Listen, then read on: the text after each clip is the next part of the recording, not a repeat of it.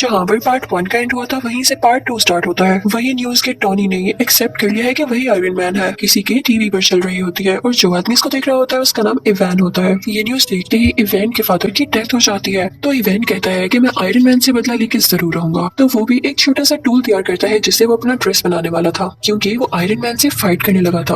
अब कई दिन बाद इवान का ड्रेस तैयार हो जाता है और वो उसे नाम देता है व्हिप्लैश। उसमें ये पावर थी कि वो किसी भी मेटल को काट सकता था। फिर हम देखते हैं कि 6 महीने गुजर जाते हैं और टोनी कुछ लोगों से स्पीच कर रहा होता है। उसने अपना वही ड्रेस पहना होता है। वो बताता है कि मेरे फादर का ये ड्रीम था कि वो एक सिटी बनाए जिसमें एडवांस बिल्डिंग्स हो और काफी अच्छी टेक्नोलॉजी हो, लेकिन वो तो अपना ये ड्रीम पूरा नहीं कर पाए। अब मैं उनका ये ड्रीम पूरा करूंगा। और वो अपना ड्रेस सबको दिखाता है कि ये ड्रेस मेरी हेल्प करेगा। टोनी ये सब बातें करके वहाँ से निकल ही रहा होता है कि तभी उसके पास कुछ लोग आते हैं। वो टोनी से कहते हैं कि आपसे कुछ लोग कुछ बातें पूछना चाहते हैं। वो सब लोग ये चाहते हैं कि आप सुबह कोर्ट में आए, वो आपके ड्रेस के बारे में आपसे कुछ इन्वेस्टिगेशन करेंगे। जब टोनी कोर्ट जाता है तो उसे पता चलता है कि वहाँ पर तो आर्मी है। कोर्ट के सेनेटर उसे कह रहे होते हैं कि सूट तो तुमने काफी अच्छा बनाया है, लेकिन इतनी ज्यादा पावरफुल और खतरनाक चीज तुम्हारे पास नहीं होनी चाहिए, ये आर्मी को दे दो क्योंकि वो अपने सोल्जर्स की काफी अच्छी ट्रेनिंग कर सकती है इससे।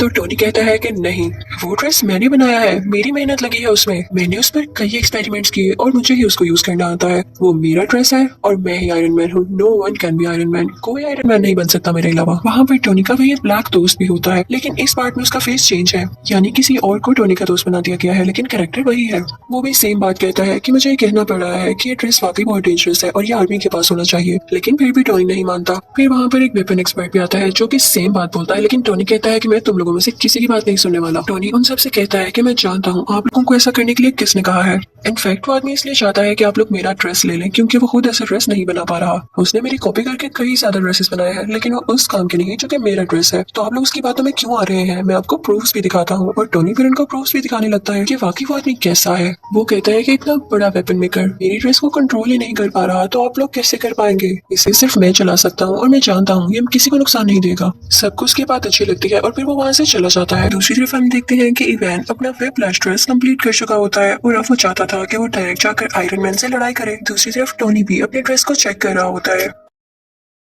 उसकी ड्रेस में एक ऐसा कोर होता है जो कि सबसे ज्यादा यूजफुल था, लेकिन यूजफुल होने के साथ साथ वो काफी खतरनाक भी था। उसकी वजह से टोनी की बॉडी में काफी पॉइजन फैल रहा था। उसी दौरान टोनी इस सोच में भी पड़ जाता है कि अगर मुझे कुछ हो गया तो कंपनी का क्या होगा। तो वो अपनी सेक्रेटरी को बुलाता है और उससे कहता है कि मैं तुम्हें अपनी कंपनी का सीईओ बनाता हूँ, ये कंपनी अब से तुम्हारे अंडर है, तुम जिसको चाहो हायर करो। फिर टोनी की सेक्रेटरी जो कि अब उस कंपनी की सीईओ थी, एक लड़की को इंटरव्यू के लिए बुलाती है, लेकिन वो लड़की किसी कंपनी की एजेंट होती है। फिर हम देखते हैं कि कार रेस हो रही होती है और उसमें टोनी ने भी पार्टिसिपेट किया होता है, लेकिन तभी वहाँ पर इवान यानी व्हिप्लैश आ जाता है और उस पर अटैक कर देता है, जिससे उसकी गाड़ी 2 हिस्सों में टूट जाती है। ये न्यूज टीवी पर टोनी की असिस्टेंट यानी वो सीईओ भी देख लेती है और उसके बॉडीगार्ड से कहती है कि मैं फौरन उसकी मदद के लिए जाना होगा। वो दोनों जाते हैं और टोनी को उसका ब्रीफ केस देते हैं जिसके अंदर वो आयरन मैन वाला ड्रेस होता है और टोनी उसको पहन लेता है। अब आयरन मैन में और व्हिप्लैश में काफी लड़ाई होने लगती है, लेकिन आयरन मैन जो भी अटैक्स कर रहा था व्हिप्लैश उनको रोके जा रहा था और कई देर तक ऐसे चलता है। लेकिन तभी आयरन मैन व्हिप्लैश पर जोरदार अटैक करता है जिससे फाइनली व्हिप्लैश को डिफीट हो जाती है। व्हिप्लैश को अरेस्ट कर लिया जाता है। थोड़ी देर बाद टोनी पुलिस स्टेशन जाता है इवान से ये पूछने के लिए कि उसने उस पर अटैक क्यों किया। वो आगे से चुप रहता है तो टोनी उससे कहता है कि वैसे तुम्हारी टेक्नोलॉजी थी बड़ी कमाल की, तुम अगर ये आर्मी को भेज देते तो तुम काफी अमीर हो सकते थे। और ये कह के वो वहाँ से चला जाता है। फिर हम देखते हैं कि एक और आदमी आता है जो कि सेम टू सेम इवान के जैसा था,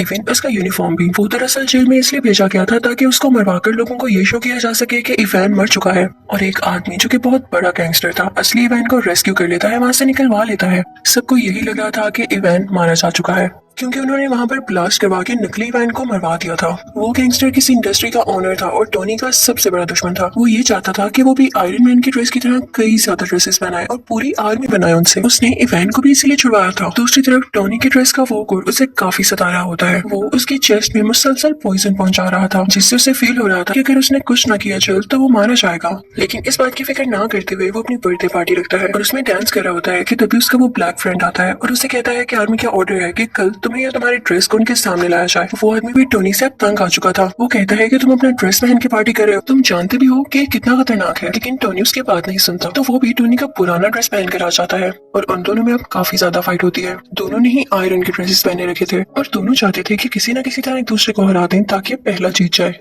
अब दोनों अपने अपने हाथ से लेजर निकालने लगते हैं और एट अ टाइम लेजर निकलने से दोनों लेजर्स आपस में टकरा जाती हैं और बहुत बड़ा ब्लास्ट होता है। जहाँ पर ब्लास्ट होता है और टोनी की बर्थडे पार्टी हो रही होती है वो जगह कोई और नहीं बल्कि टोनी की कंपनी होती है। अब वहाँ से टोनी का पुराना ड्रेस लेके वो ब्लैक फ्रेंड तो चला जाता है, लेकिन टोनी वहीं पर नशे की हालत में होता है। फिर हम देखते हैं कि एक आंख वाला आदमी टोनी के पास आता है और उससे कहता है कि तुम्हारे फादर क्या क्या करना चाहते थे और तुम क्या कर रहे हो, तुम नशा करके इधर उधर फिरते रहते हो। तो टोनी कहता है कि अपनी जुबान बंद रखो, तुम होते कौन हो ऐसे बोलने वाले। तो वो आदमी कहता है मैं तुम्हारे बारे में सब कुछ जानता हूँ, वो लड़की जो तुम्हारी कंपनी में इंटरव्यू देने आई थी वो कोई और नहीं बल्कि मेरी ही सीक्रेट एजेंट है और तुम्हारी सारी बातें सारी रिपोर्ट से मुझे देती रही है। फिर वो आदमी ये भी कहता है कि मैं ये नहीं चाहता कि तुम्हारा कोई नुकसान हो, मैं चाहता हूँ कि तुम और ज्यादा अच्छा एक ड्रेस बनाओ जिससे पूरी दुनिया को फायदा हासिल हो और मेरे पास तुम्हारे फादर की कुछ चीजें भी हैं, चाहो तो उन्हें मेरे से ले सकते हो। टोनी उस एक आंख वाले आदमी के पास से वो सारी चीजें ले आता है तो उसे पता चलता है कि उसके फादर जो सिटी बनाना चाहते थे वो उस टूल की मदद से बनाई जा सकती है। वो उस पर पूरी तरह से रिसर्च करने लगता है।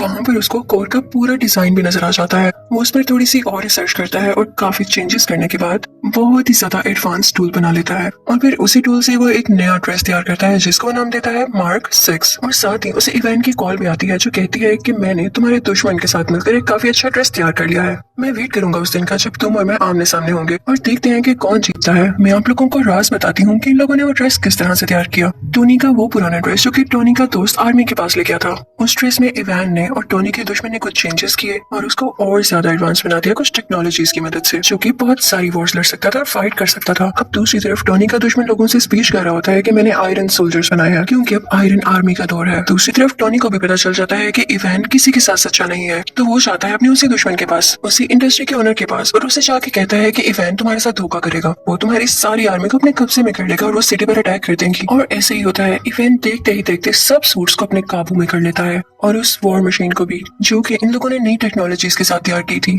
वही ड्रेस जो कि टोनी का पुराना ड्रेस था। टोनी उस इंडस्ट्री के ओनर से कहता है कि मैंने कहा था ना, जाओ अब अपने सोल्जर्स को कंट्रोल करो, लेकिन अब बहुत देर हो चुकी थी। तो वो सीक्रेट एजेंट वहां पर पहुंचती है जहाँ पर इवान इन सारे आयरन सोल्जर्स को कंट्रोल कर रहा होता है, लेकिन वो सारे के सारे अपना कंट्रोल खो चुके थे। तभी वहां पर आता है टोनी जो कि अब आयरन मैन बन चुका था। वो आते ही अपनी पावर्स का यूज करता है और सारे आयरन सोल्जर्स को मार गिराता है, लेकिन तभी उसके सामने आ जाता है व्हिप्लैश जो कि ज्यादा स्ट्रॉन्ग हो गया था अपने उसी ड्रेस में। टोनी यानी आयरन मैन उस पर अटैक करने लगता है, लेकिन अब उस पर कुछ असर नहीं हो रहा था क्योंकि व्हिप्लैश अब काफी स्ट्रॉन्ग हो चुका था और वो जानता था कि आयरन मैन का मुकाबला कैसे करना है। तभी टोनी को याद आता है कि जब उसकी और उसके ब्लैक फ्रेंड की लेजर आपस में टकराई थी तो बहुत बड़ा ब्लास्ट हुआ था। वो अपने उस फ्रेंड से कहता है कि हम वो एक्सपेरिमेंट दोबारा से करते हैं। अब वो दोनों ऐसे ही करते हैं और वहाँ पे काफी बड़ा ब्लास्ट होता है।